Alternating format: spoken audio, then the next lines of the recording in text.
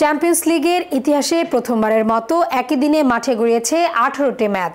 বুধবার রাতে রবিন লিগ গ্রাউন্ডে শেষে ম্যাচ জয় পেয়েছে PSG, Manchester City, Real Madrid, Atletico Madrid, Inter Milan, Arsenal, Bayern Munich ও বায়ার লেভারকুজেনের মতো জায়ান্টরা। তবে হেরে গেছে ফর্মের তুঙ্গে থাকা Liverpool, Leipzig, Juventus, AS Monaco ও এসি মিলান। পিএসভি আইন্দোফেনের মাঠে 3-2 গোলে হেরেছে লিভারপুল। আসলে এই প্রথম কোনো ম্যাচ জিততে পারল না অলরেডরা। লাইপজিগকে ডেকে এনে 1-0 গোলে হারিয়ে দিয়েছে স্টার্ম গ্রাজ। তুরিন স্টেডিয়ামে এসে জুভেন্টাসের বিপক্ষে 2-0 গোলে জিতেছে বেনফিকা।